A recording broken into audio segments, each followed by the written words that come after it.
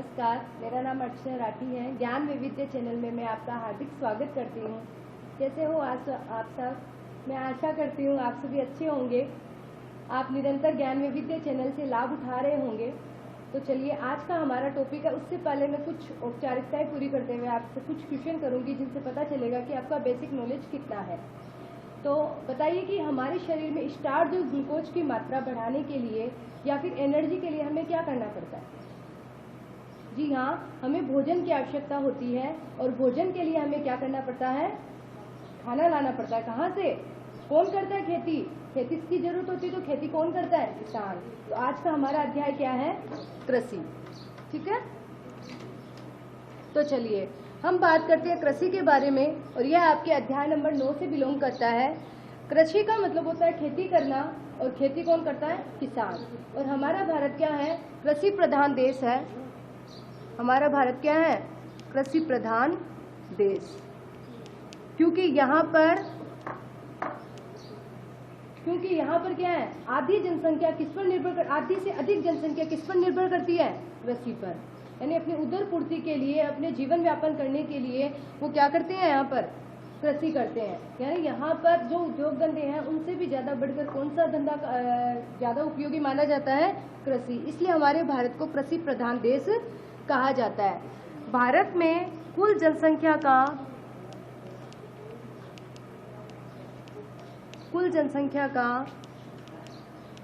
54.6%। भारत में कुल जनसंख्या का कितने प्रतिशत? 54.6% जनसंख्या क्या करती है? उत्पादन का कार्य करती है। कौन से उत्पादन का? कृषि पर। यानी कृषि पर आश्रित है। कृषि पर आश्रित है। भारत में 54.6% जो जनसंख्या है वो कृषि पर आधारित है। यानी हो गया ना, आधे से ज्यादा। और इसी तरह सकल घरेलू उत्पाद होता है किसी भी उत्पाद पर अंतिम वस्तु या अंतिम मूल्य, तो वो हो गया सकल घरेलू उत्पाद। सकल घरेलू उत्पाद कितना? 17.5%। पूरे देश में सकल घरेलू उत्पाद का जो प्रतिशत है वो आता है 17.5% हमारे भारत को प्राप्त होता है। किससे? कृषि से प्राप्त होता है। और जो 100% में से 17.5% के अलावा जो शेष बचता है वो सब उद्योग धंधे या परिवहन या पर्यटन या शिक्षा, इन सबसे संबंधित हमारे क्षेत्र में, हमारे भारत में यह प्रतिशत आता है। इस प्रकार ये जो सकल घरेलू उत्पाद है इसको हम क्या कहते हैं इंग्लिश में? GDP। आपको अगर सकल घरेलू उत्पाद नहीं याद रखे तो आप क्या कर सकते हो? इसको GDP के नाम से भी याद रख सकते हैं। हमारा भारत क्या है? कृषि में कौन सी, यहाँ पर कौन सी कृषि की जाती है? निर्वहन कृषि। निर्वहन कृषि क्यों कहते हैं भारत की कृषि को?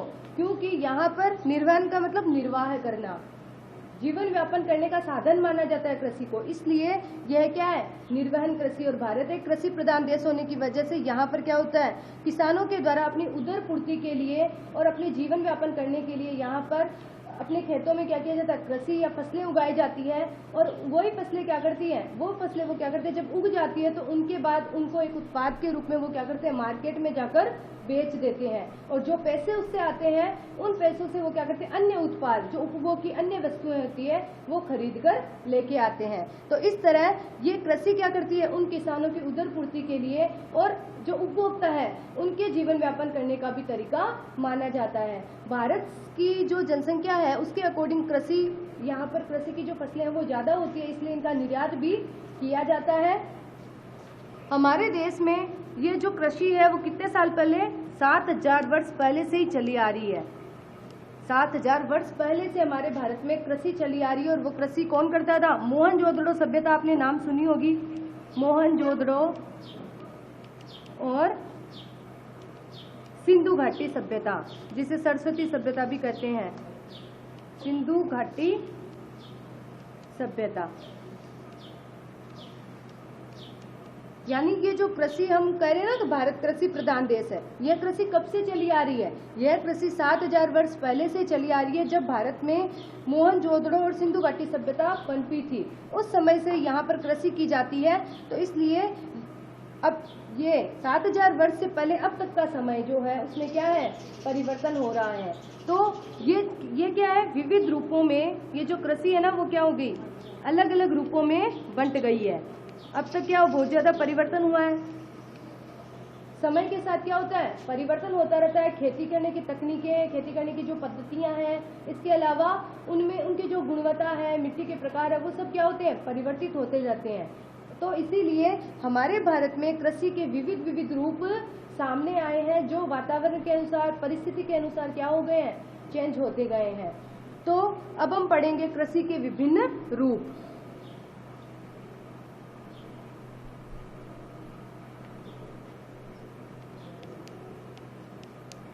कृषि के विविध रूप, रूप मतलब प्रकार। कृषि को कितने भागों में बांटा जा सकता है। तो सबसे पहले आएगा भारतीय कृषि को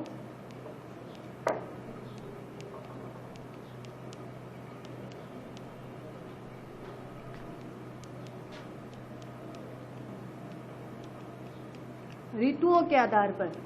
मुख्य रूप से कितनी ऋतु होती है, तीन ऋतु होती है ना, शीत ऋतु, ग्रीष्म ऋतु और वर्षा ऋतु। 3 तरह की ऋतु होती है। तो भारतीय कृषि भी ऋतुओं के आधार पर 3 तरह से बांटी जा सकती है। नंबर 1 खरीफ की फसल,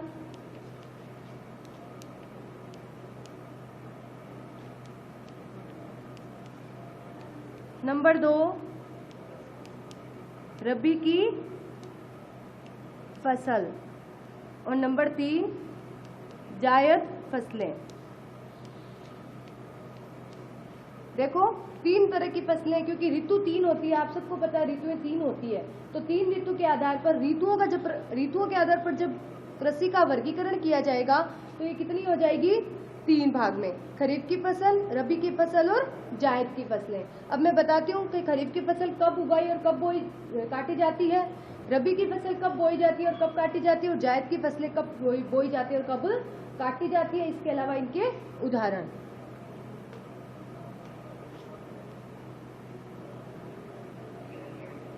तो सबसे पहले आएगी खरीफ की फसल। खरीफ की फसल, देखो खरीफ की फसल कब बोई जाती है। खरीफ की फसल एक ऐसी फसल है जो कब बोई जाएगी, जून जुलाई। खरीफ की फसल कब बोई जाती है, जून जुलाई में बोई जाती है। ठीक है, काटी कब जाती है, कब काटी जाएगी,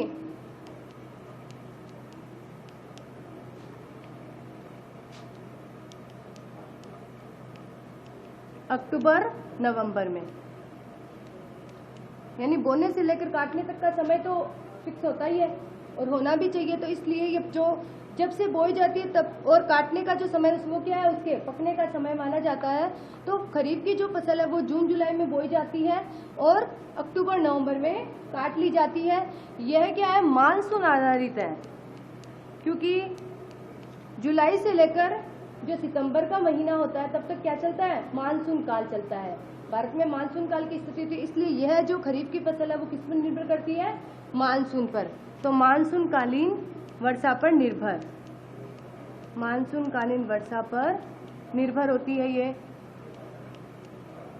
इसके मेन पॉइंट्स लिखवा रही हूँ, याद कर लेना, क्योंकि ये चीजें आपके सीधी से एक क्वेश्चन आ सकता है। भारतीय कृषि के विविध रूपों के बारे में बताइए, या ऋतुओं के आधार पर भारत की कृषि को कितने भागों में बांटा जा सकता है, या फिर सीधा आ सकता है कि सरसों कौन सी किस्म की है, कौन से किस्म की फसल है, या फिर गन्ना कौन सी किस्म की फसल है, या तरबूज कौन सी किस्म की फसलें मानी जाती है। तो आपको ये जो पॉइंट्स बता रही हूँ ये ध्यान में रखने हैं कि ये जून जुलाई में बोई जाती है, अक्टूबर नवंबर में इसको काट लिया जाता है और यह मानसून कालीन वर्षा पर निर्भर करती है। और इसके अलावा कुछ हिस्सों में तो मानसून पर निर्भर करती है और कुछ हिस्सों में जहाँ पर मानसून वाली वर्षा नहीं होती है उन क्षेत्रों में कैसे, सिंचाई करके। अब देखो कौन कौन सी होती है ये, बाजरा फसलें लिख लेना, इसमें कौन कौन सी फसलें आती है। उदाहरण, बाजरा, मूंग, उड़द, गन्ना, मूंगफली इत्यादि, मूंगफली आदि। ये जो फसलें हैं वो कौन सी हैं, खरीफ की फसल है। अब आप कह दो बाजरा, आप सबको पता है ना गर्मी में होता है, तो जून जुलाई में बोया जाता है और अक्टूबर नवंबर में इसको काट लिया जाता है। तो बाजरा, मूंग, उड़द, गन्ना, मूंगफली, ये सब कौन सी फसल के उदाहरण है? खरीफ की फसल के। इसी तरह दूसरा जो है वो है रबी की फसल। रबी की फसल। अब देखो ये कब काटी जाती है? अक्टूबर नवंबर में। तो इसका मतलब ये कब बोई जाएगी? अक्टूबर नवंबर में। अक्टूबर नवंबर में बोई जाती है। अक्टूबर नवंबर में बोई जाती है और मार्च अप्रैल में क्या करते हैं? इसको काट लेते हैं। मार्च अप्रैल में काट लिया जाता है और यह लगभग सिंचाई पर ही आधारित है। सिंचाई पर आधारित है या निर्भर बोल सकते हैं। सिंचाई पर निर्भर है यह जो फसल है वो सिंचाई पर निर्भर है। और ऐसी फसलों में क्या क्या होते हैं? उदाहरण बता देती हूँ। गेहूं, जो चना, सरसों, जीरा, इसबगोल इत्यादि इत्यादि। ठीक है। देखो रबी की फसल अक्टूबर नवंबर में बोई जाती है, जैसे खरीफ की फसल अक्टूबर नवंबर में काट ली जाती है, तो इसमें अगला आप लिख दोगे अक्टूबर नवंबर में बोई जाती है, मार्च अप्रैल में काट ली जाती है और सिंचाई पर यह निर्भर है। गेहूं, जौ, चना, सरसों, जीरा, इसबगोल इत्यादि इसमें क्या करते हैं? इसकी फसलों के उदाहरण है। अब जो तीसरी आएगी वो आएगी आपके जायद की फसल।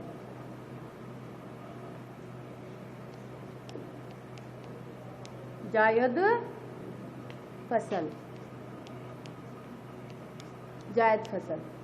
ठीक है। ये कब बोई जाती है? ये जो जायद फसलें हैं वो इन दोनों के बीच की फसल है, रबी की और खरीफ की। दो तो ये मुख्य है ही। इसमें जायद फसलें हैं वो इसके बीच की है, इसलिए इसमें क्या उगाई जाती है? हरी सब्जियां।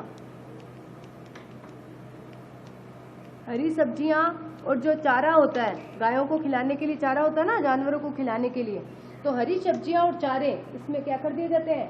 बोए जाते हैं। ठीक है। इसके अलावा यह कब होता है? फरवरी अप्रैल में इसको बोया जाता है। फरवरी से लेकर अप्रैल महीने तक। फरवरी अप्रैल का मतलब है कि फरवरी, मार्च, अप्रैल, इन 3 महीनों में इसको बोया जाता है। और ये तो यहाँ लिख देती हूँ बोना, बोया, और यहाँ लिख देती हूँ काटा। और काटा कब जाएगा? जून जुलाई में।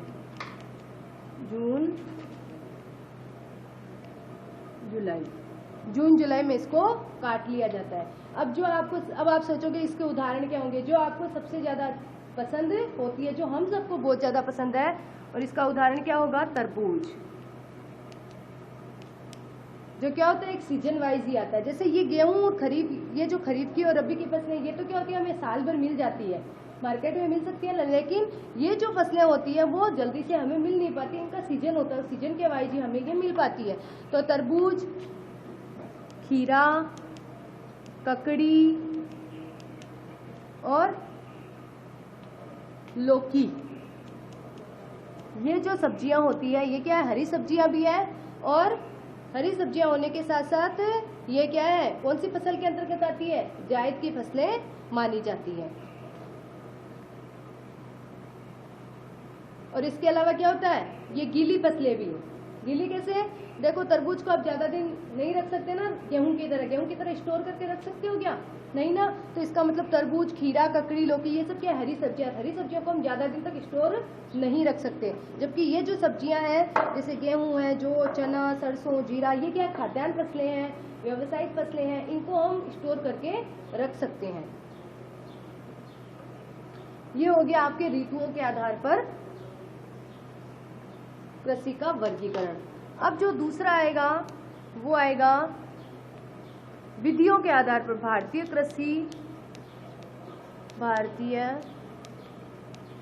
कृषि विधियों के उपयोग के आधार पर, यानी हम उनको उपयोग कैसे कैसे लेते हैं।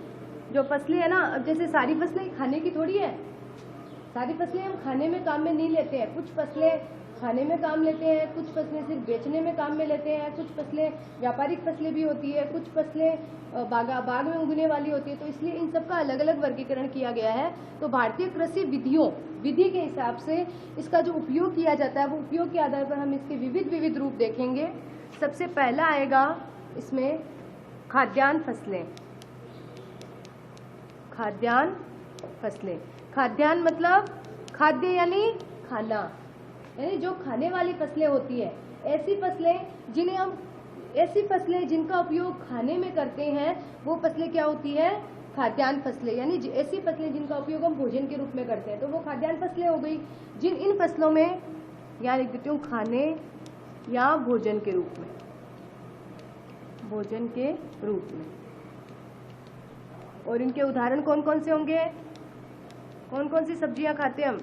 देखो गेहूं खाते हैं, ये हम प्रतिवर्ष खाते हैं, है ना। बाजरा, गेहूं, बाजरा, मक्का,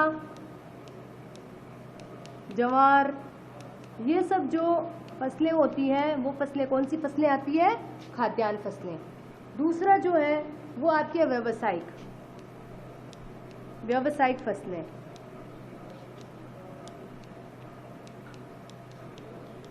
देखो व्यावसायिक फसलें क्या होती है? ऐसी फसलें जिनका उपयोग हम व्यावसायिक कार्यों में करते हैं, यानी व्यवसाय यानी धंधा करना, उद्योग धंधे करने, तो जिनकी हमें मुद्रा मिलती है सीधे, तो इनको व्यावसायिक फसलों को हम व्यापारिक फसलें या मुद्रादायिक फसलें भी कहते हैं। इसका दूसरा नाम क्या होगा? व्यापारिक फसलें।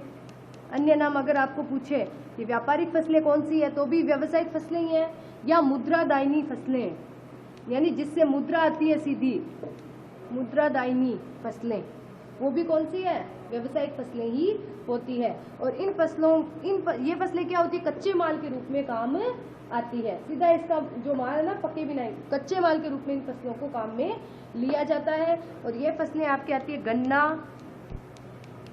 कपास, जूट, तिलहन। ये जो फसलें होती है, तिलहन का मतलब होता है जिनसे तेल निकाला जाता है। ऐसी फसलें जिनसे तेल निकाला जाता है वो तिलहन फसलें हो गई। जूट, पटसन का दूसरा नाम जूट होता है, इसकी खेती होती है। कपास, जिसको आप रुई बोलते हो, कॉटन, वो है। और गन्ना, ये आप सभी को पता है, गन्ने से चीनी बनती है। तो ये क्या है? कच्चा माल होता है। और फिर इससे कच्चा माल का मतलब होता है कि ऐसा पदार्थ या ऐसा उत्पाद जिससे हम कुछ अन्य चीजें भी बना सकते हैं। तो गन्ने का उपयोग करके हम क्या कर सकते हैं? गन्ने से फिर चीनी, गुड़ और जो अलग अलग उत्पाद होते हैं ना, वो सब चीजें हम तैयार कर सकते हैं। तो इसलिए ये व्यावसायिक या व्यापारिक फसलों के अंतर्गत आता है। तीसरी जो है वो आपकी बागानी फसलें। बागानी फसलें, बागानी मतलब बाग, बागानी मतलब बाग, यानी ऐसी फसलें जो बागों के रूप में उगाई जाती है, यानी बड़े बड़े बागान उसके होते हैं। एक तो जैसे खेत होता है, एक होता है बड़े बड़े बागों में, तो बागानी फसलें होती है ऐसी फसलें जो बागों में उत्पाद की जाती है। और ऐसी फसलें क्या कहलाती है? बागानी फसलें कहलाती है। ये फसलें क्या होती है? पेय पदार्थों में होती है और दूसरी औद्योगिक कार्यों में इनको काम में लिया जाता है। औद्योगिक कार्यों में काम में लिया जाता है। ठीक है, ये क्या है? पेय फसलें और औद्योगिक कामों में इनको काम में भी लिया जाता है। और इनमें पेय फसलें कौन सी? चाय, कॉफी, रबड़, गोंद, इन सब की जो फसलें होती है वो सब किसमें आती है? बागानी फसलों के उदाहरण है। जैसे चाय है वो पीने योग्य है, लेकिन देखो यहाँ पर भारत में अपने चाय के बहुत बड़े बड़े बागान हैं, लेकिन फिर भी जो पूर्वोत्तर भारत है एक तो वो, और एक दक्षिणी भारत, वहाँ पर क्या होती है? चाय के बहुत बड़े बड़े बागान, वहाँ पर चाय की बहुत ज़्यादा खेती की जाती है। लेकिन फिर भी हमारे देश में जो चाय है ना, वो क्या है? एक ऐसा उत्पाद है या ऐसी फसल है जिसका निर्यात ज़्यादा किया जाता है। निर्यात का मतलब बाहर दूसरे देशों में इसको बेचा जाता है, ज़्यादा बेचा जाता है, जबकि भारत में इसका उपयोग कम किया जाता है। तो चाय, कॉफ़ी, रबड़, गोंद, ये सब क्या है? ऐसी फसलें हैं जो बागानी फसलों के अंतर्गत आती है और जिनका औद्योगिक स्तर पर क्या है? इनका औद्योगिक स्तर ऊंचा होता है। चौथी जो है वो आपके हैं उद्यान फसलें। उद्यान फसलें, उद्यान का मतलब क्या होता है?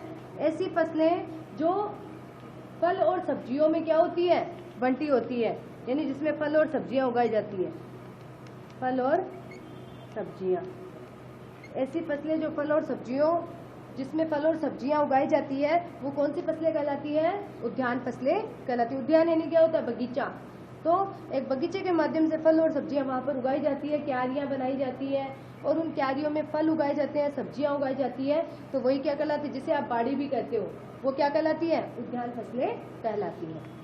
इस तरह से ये हो गए आपके भारतीय कृषि विधियों के उपयोग के आधार पर। पहले हमने पढ़ा था ऋतुओं के आधार पर, ठीक है। अब हम पढ़ेंगे प्रत्येक, जैसे कुछ फसलें हैं, उन फसलों का वर्गीकरण दे रखा है कि उन फसलों के लिए कितने तापमान, कितने सेंटीग्रेड के तापमान के लिए वर्षा की जरूरत होती है और कितना उसमें प्रतिशत चाहिए, कितना प्रतिशत हमारे उत्पाद होता है।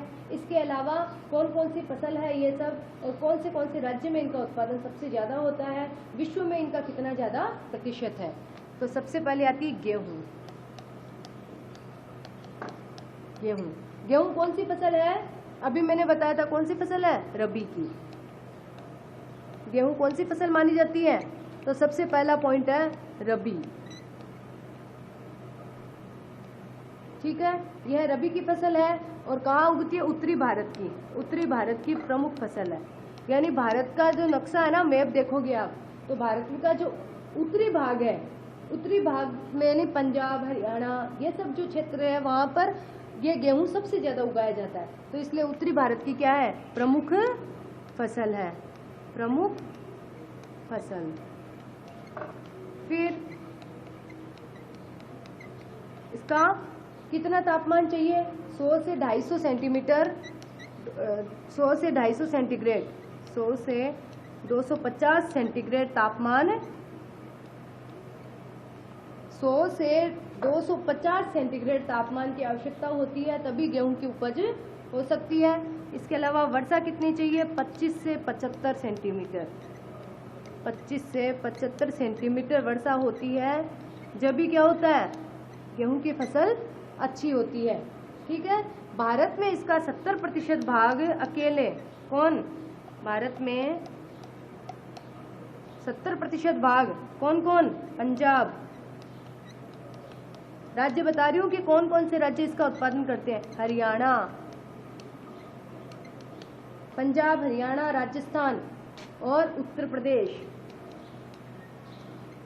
यहाँ पर यह खेती सबसे ज़्यादा की जाती है। इसके अलावा अन्य जो है राज्य, मध्य प्रदेश है, महाराष्ट्र है, इन सब में भी क्या होती है? गेहूं की थोड़ी थोड़ी फसलें होती है, लेकिन इन सब में अग्रणी स्थान ये सब रखते हैं, पंजाब, हरियाणा, मध्य प्रदेश और ये राजस्थान, ठीक है। अब राजस्थान में अपने कहाँ होती है? तो पंजाब से सटकर कौन सी सीमा है? गंगानगर, हनुमानगढ़। तो इसका मतलब यहाँ पर गंगानगर, हनुमानगढ़ तो आएंगे, गंगानगर, हनुमानगढ़, गंगानगर, हनुमानगढ़। और इसके अलावा अलवर, भरतपुर, कोटा, अलवर, भरतपुर। ये तो है अपने भारत की बात की। भारत में 70% लगभग 50 पंजाब, हरियाणा, राजस्थान, उत्तर प्रदेश में ही बो लिया जाता है। जो 30% भाग है ना, वो भारत के अन्य राज्यों में बोया जाता है, जबकि यह उत्पादन कर लिया जाता है। राजस्थान में इसका उत्पादन कौन कौन करता है? गंगानगर, हनुमानगढ़, अलवर, भरतपुर और कोटा में इनका उत्पादन किया जाता है। और विश्व में इसका कौन सा स्थान है? विश्व में भारत का गेहूं उत्पादन में कौन सा स्थान आएगा? विश्व में स्थान कौन सा आता है? तीसरा स्थान। तो सबसे पहले आएगा चीन का, फिर आता है अमेरिका और फिर किसका आएगा? भारत का।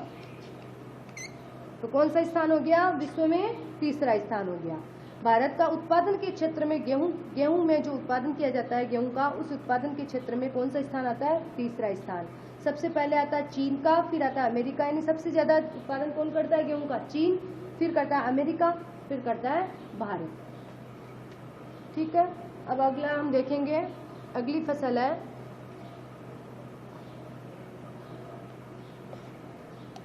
अगली फसल आपकी आएगी बाजरा, नहीं, अगली फसल इसमें है चावल। चावल। चावल कौन सी फसल है? वर्षा ऋतु की फसल है, वर्षा ऋतु की फसल है। यह वर्षा ऋतु की सब अच्छी फसल है। वर्षा ऋतु में ज़्यादा इसको बोया जाता है और वर्षा ऋतु की फसल होने की वजह से देश के अधिकांश भागों में चावल की खेती सबसे ज़्यादा होती है। और वर्षा ऋतु कौन सी फसल होती है? खरीफ की। कौन सी ऋतु की फसल है? खरीफ की। गेहूँ कौन सी की है? रबी की। और ये हो गई खरीफ की फसल। ठीक है, वर्षा ऋतु की फसल है, खरीफ की फसल है। तापमान कितना चाहिए इसके लिए? तापमान 190 डिग्री से 275 डिग्री सेल्सियस तक का तापमान चाहिए। वर्षा कितनी चाहिए? वर्षा चाहिए 75 से 200 सेंटीमीटर, 75 से 200 सेंटीमीटर। देखो जो चावल के आप देखोगे ना खेत, उनमें क्या होता है, चावल उगा दिए जाते हैं, ऊपर तक उनके पानी तर रहता है, यानी पानी घुटनों के जो घुटने होते हैं ना, घुटनों तक के स्तर तक पानी होता है, तभी ये चावल की खेती होती है। तो चावल कहाँ पर होगा? जहाँ पर पानी ज़्यादा होगा, जहाँ पर बारिश ज़्यादा होगी। तो बारिश जहाँ पर होगी वहाँ पर ये चावल की खेती ज़्यादा उत्पादित की जाती है। तो इसके लिए इसका मतलब है कि 75 से लेकर 200 डिग्री सेल्सियस 200 सेंटीमीटर तक जो बारिश होती है, उस बारिश में ही क्या होगा? चावल का उत्पादन किया जाएगा। इसके अलावा इसमें मिट्टी कौन सी चाहिए? दोमट मिट्टी, चिकनी दोमट मिट्टी और कछारी मिट्टी।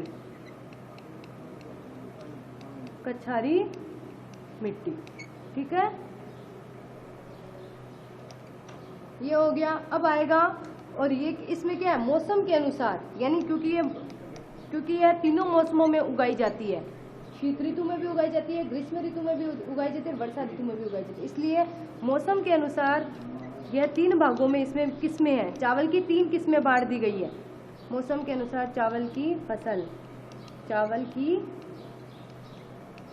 फसल कौन कौन सी है? अमन, नंबर 2 ओस और नंबर 3 बोरो।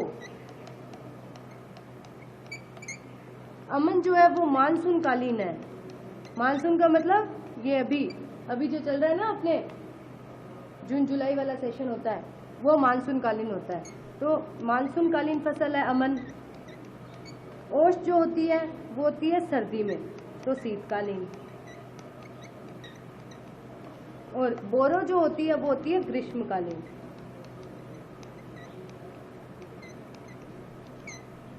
तो पूरे भारत में ये जो अमन है ना, ये कितने प्रतिशत होती है? 90% उत्पादन।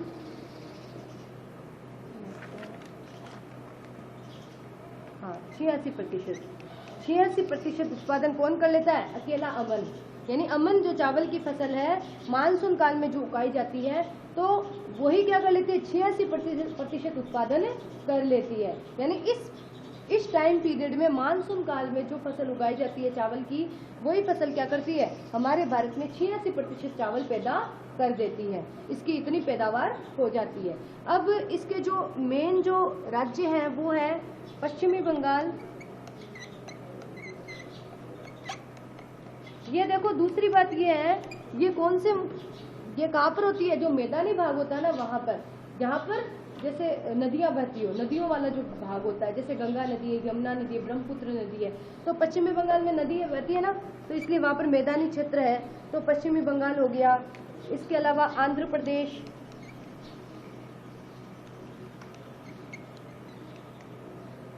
पश्चिम बंगाल, आंध्र प्रदेश, उत्तर प्रदेश, इन सब में नदियां बहती है।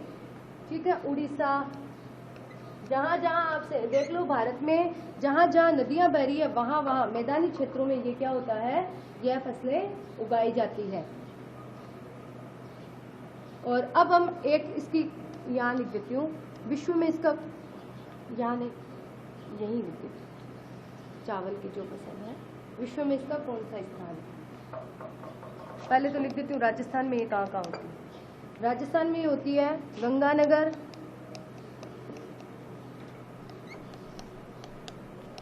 हनुमानगढ़। यहाँ पर कौन सी नदी का मैदान है? घग्गर नदी का मैदान है।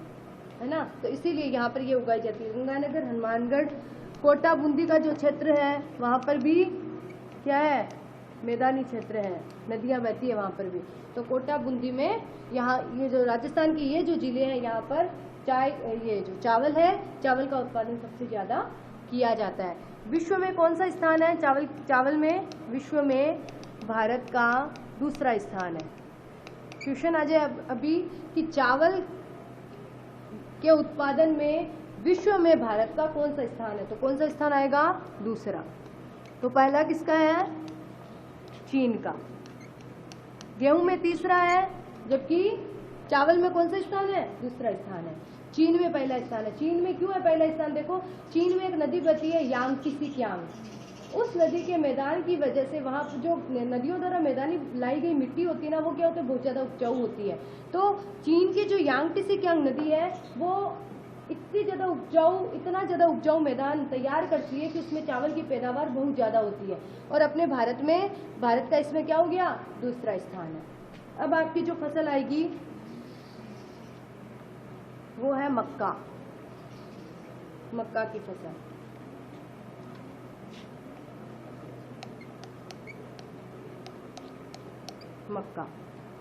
मक्का क्या है? मक्का एक औद्योगिक फसल है। खाद्यान्न फसल तो आई, साथ में क्या है? औद्योगिक फसल भी है। तो हम लिखेंगे यहाँ पर खाद्यान्न व औद्योगिक फसल,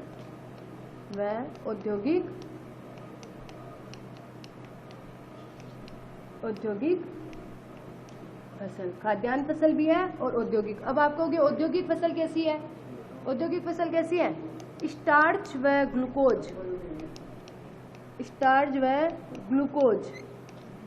व ग्लूकोज जिन उद्योगों में काम में लिया जाता है, उन उद्योगों में कच्चे माल के रूप में मक्का को काम में लिया जाता है। जिन उद्योगों में स्टार्च व ग्लूकोज का उत्पादन किया जाता है, जिसमें इसकी जरूरत पड़ती है, तो स्टार्च व ग्लूकोज का यह क्या है? एकमात्र प्रतीक माना जाता है। इसीलिए स्टार्च और ग्लूकोज का कच्चा माल तैयार किया जाता है, इसलिए ये एक औद्योगिक फसल के रूप में भी है। फिर है इसके अलावा साथ ही चारे के लिए भी ये काम में आता है। किसके लिए? चारे के लिए और खाने के लिए, दोनों चीज़ें लिख देती हूँ मैं। चारे के लिए भी मक्के की फसल काम में आती है और खाने के लिए भी, यानी खाद्यान्न फसल भी यह मानी जाती है। चावल के बाद इसका क्या है? दूसरा स्थान है।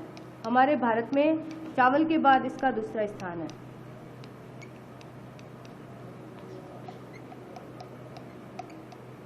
भारत में चावल के बाद क्या है?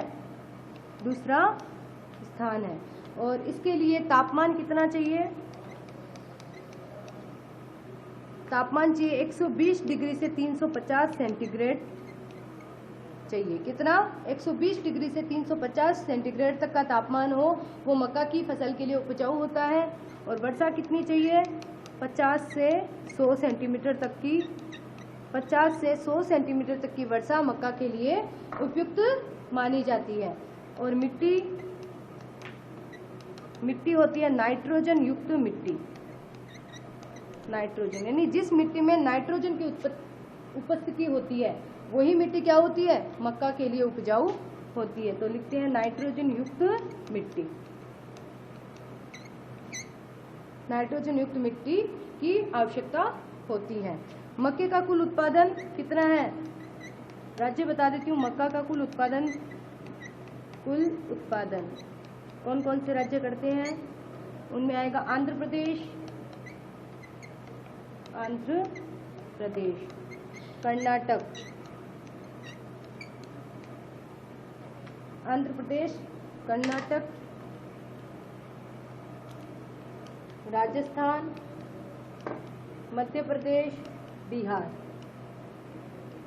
ये जो राज्य हैं वो क्या करते हैं? भारत में मक्के का उत्पादन करने में अग्रणी स्थान रखते हैं। और ये अकेले कितने प्रतिशत? 60% उत्पादन कर देते हैं। मक्के का कुल उत्पादन 60% अकेले ये राज्य कर देते हैं। आंध्र प्रदेश, कर्नाटक, राजस्थान, मध्य प्रदेश, बिहार। इसके अलावा जो शेष भाग है, जैसे 40% जो शेष भाग बचा है, वो भाग कौन करता है? अन्य जो राज्य इनमें बचे हुए हैं उन सब में वहाँ पर उत्पादन किया जाता है। और अब आपके अंतिम रही है बाजरा।